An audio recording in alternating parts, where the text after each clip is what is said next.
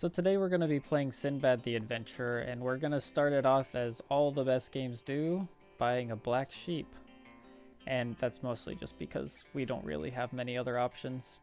Tracking dog is okay in some situations, but the black sheep is just going to hopefully save us more HP in the long run.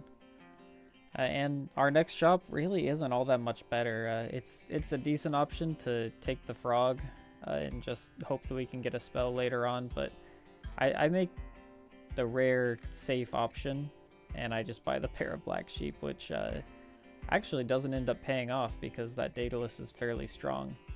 But fortunately the Demon's deals keep rolling in, and we're going to be able to take up the Archer and then save 2 gold for next round.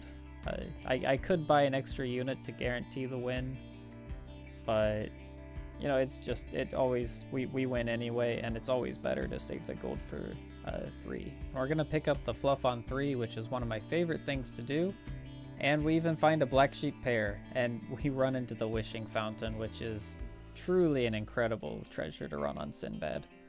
You know, a doubled 2 cost is never going to be anywhere close to as good as 2 doubled 3 cost treasures. The only downside is we have to wait 3 turns for it, which, you know, I think we're strong enough that it's not really something to worry about. I kind of briefly consider getting this this XP, but I just decide, you know, we're probably better to preserve as much HP as we possibly can, so we just get the puck instead, which is a pretty solid 3 cost unit.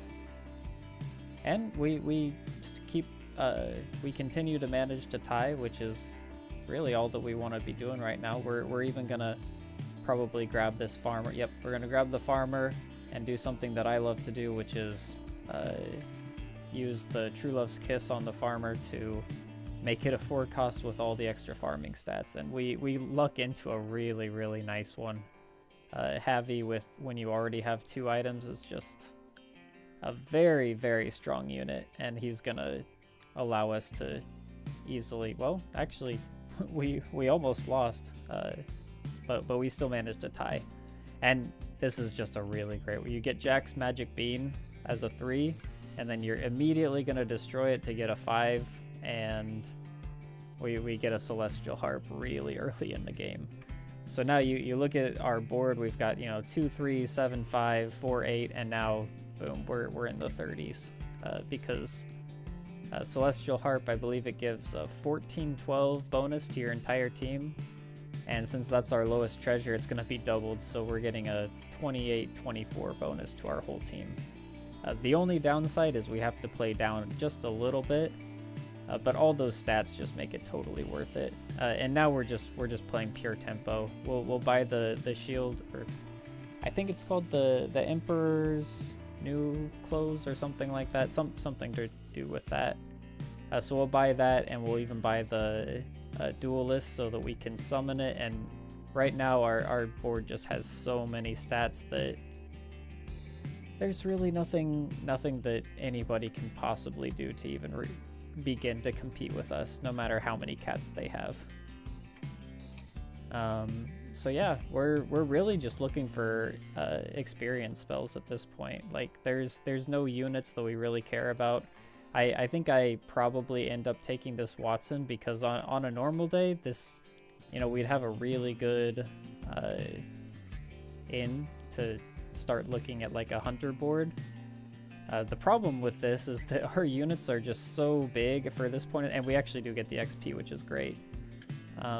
But our units are just so big, and we're even going to sell, I can't finish what I'm saying because I keep doing new things, but we're selling down for the cat, but what I'm trying to say is our board is just so big that we're not actually going to be getting any scaling out of the Watson.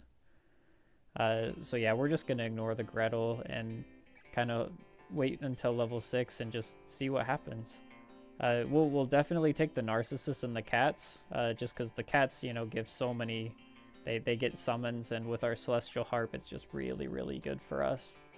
And then the Narcissus is going to be a potential 5 cost treasure, which since we have another 5 cost treasure that's doubled with Sinbad, we don't really want to be taking anything that's lower than that. So Narcissus is pretty much the ideal unit for us to find on 5. So yeah, we go into the next fight feeling rightfully incredibly confident, and yeah, even against this Fortuna who has a pretty hefty King Arthur, there's just really nothing he can do except give us a little bit more scaling for our Watson. So yeah, we hit 6, and we have a Woman in the Moon and a I forget what his name is, but the purple fairy combination. And while we're not really in a position to slay right now, I just feel like it's a really good option for us to take and make our board quite a bit bigger, because you know, the only thing better than having really good scaling is just beating the entire lobby before you have any need to actually scale.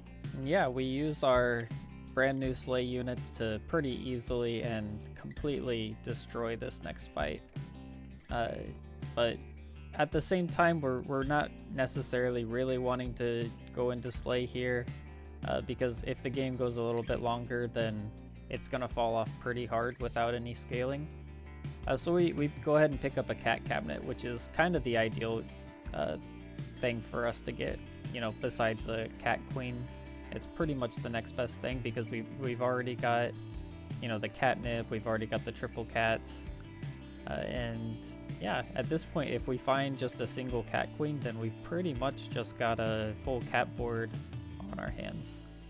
So we'll go ahead and pick up another duelist, because you know, it works out really well in cats, and we'll keep running our Woman in the Moon just for the chances of slaying. But yeah, we're still, you know, despite the rest of the lobby now getting to level 6 this next turn, we're still looking pretty strong. So yeah, we'll pick up our duelist triple, which is going to be nice because he'll summon 2 units.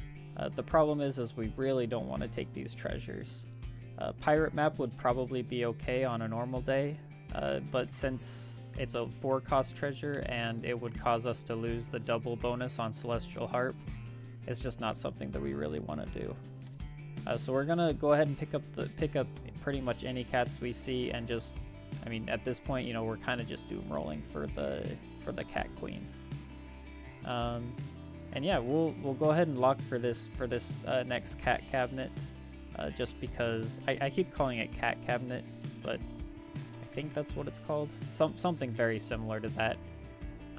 And yeah, as we roll down for our cat queen, we're just kind of getting saved by the fact that we just have so many more stats than anybody else. But I mean, at the same time, if we don't win pretty quickly, then we're gonna start getting beat by, you know, some comps that are actually putting themselves together a little bit. Raw stats can only get you so far. And this is pretty much exactly what we were worried about. This Freya has gotten a Fairytale, and they've, in just a single turn, pretty much changed their entire board into a really, really powerful cats board that we can no longer keep up with. So we're gonna go ahead and pick up this treasure, and none of these are good. Well, we're taking the Divine Messenger because of our Watson, but I think the correct play is probably just to skip, because none of those actually allow us to do anything more than what we were already doing, really. What we really need is just to get a cat queen. And frankly, even at this point, we find a cat queen, but this Freya is just looking so powerful. It really feels like we're gonna need something a little bit more than just the cat queen. Fortunately for us, there's still one more person left in the lobby, so we're able to get a decent fight out of the ghost that allows us to buy our cat queen. And you know, maybe, well, we're probably gonna pick up this aura item here, but you know, even with our cat queen and the aura, it's just hard to say if we actually have a chance. And I know it looks kind of stupid. I'm messing around with taking out the cat cupboard or cabinet, but I'm trying to decide if having our doubled Celestial Harp is better or having my other cat cabinet is better. And you know, I'd have to do a whole bunch of math to actually figure out which is better. In this game, I decided to just take it out, but I don't know if that's actually the correct choice. But I think regardless, even if we were able to get both buffs at the same time, this guy's just looking so strong, and it's hard to know if there's really anything we can do. So at this point, I mean, mentally, I've pretty much just kind of wrapped this game up as a loss. I feel like there's just really nothing we can do. So I go ahead and take the hero selection, and we somehow find Lady Spot, which is one of the secret heroes. I'm not entirely sure what what you need to do to actually get it, but we do get it. And at this point, I'm starting to think, well, maybe, you know, there's actually a chance. It doubles our auras, and our purple fairy actually has an aura. So now that sleigh that gives us a star is going to actually double. And, you know, suddenly we've got a really unique looking cat sleigh comp going on.